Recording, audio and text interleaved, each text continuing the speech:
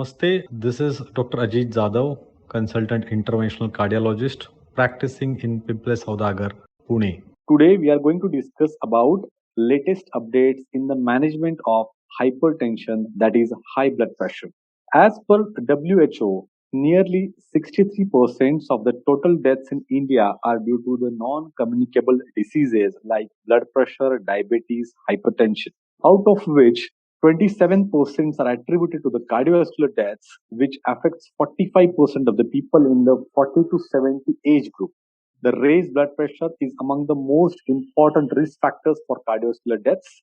Moreover, it remains poorly controlled due to the low awareness about the hypertension, lack of appropriate care to the primary care, and poor follow-up. In India, the prevalence has gone up over the last 30 years to 38% in the men and 32% in the women, respectively. Despite that, nearly half of the people with hypertension were unaware of the condition.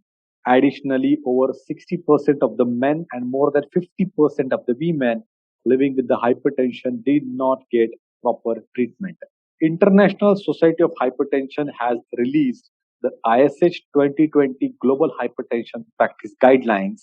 The also ACC-AHA has released the scientific statement in 2021 offering a new guidance for the management of stage 1 hypertension among patients with low ASCVD, that is atherosclerotic cardiovascular disease risk.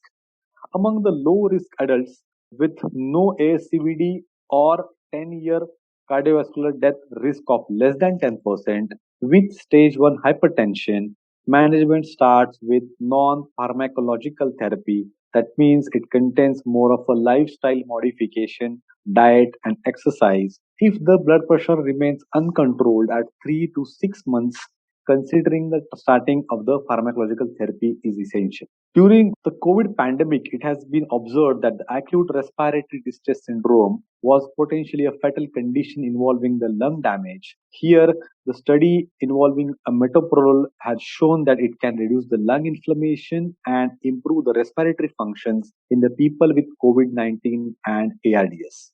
Here, the antihypertensive treatment has proven that there is a significant improvement in the lung inflammation. Lowering systolic blood pressure targets down to the less than 130 mmHg, and substantially it reduces the CV adverse events in the randomized trials, previously known as a sprint trial, which is in older population and Chinese population. Among those patients, around 8,500 patients, there was composite CV risk has gone down to 26%, and the finding from now a second major trial supporting the lower target could unite the guidelines, which among the US professional societies ranges from threshold between 130 to 150. With regards to the prognostic value of ambulatory blood pressure monitoring and a nighttime blood pressure, 2018 European guidelines on the management of arterial hypertension recommend that the diagnosis of hypertension should not only be dependent on office blood pressure, but also on the out of office measurements such as ambulatory blood pressure monitoring or home blood pressure monitoring. 24-hour nighttime blood pressure monitoring was associated with the greater risk of mortality and composite CV outcomes. Thus, they may be considered as the most relevant measurements for estimating CV risk. For every 20 to 10 mmHg increment in the blood pressure measured at night, the risk of mortality by cardiovascular death goes high by 23%, and the risk of cardiovascular event goes to 36%. Most of the patients with hypertension require lifelong medical therapy to achieve the optimal blood pressure. And in 2018, European guidelines equally recommend 5 classes of antihypertensive drugs. Considering the high non-adherence treatment, the importance of combination treatment is particularly highlighted to improve the adherence to the therapy and blood pressure control. Therefore, the 2018 European guidelines recommend, especially in the context of lower blood pressure targets, to start the antihypertensive therapy with an initial dual fixed dose combination of either ACE inhibitor or ARB plus calcium channel blocker or a diuretic.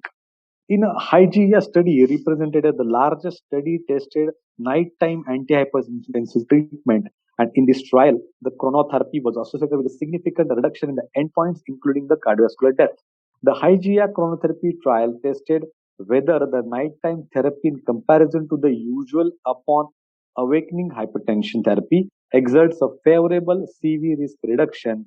The largest study included in total 19,000 hypertensive patients during an average follow-up of 6.3 years.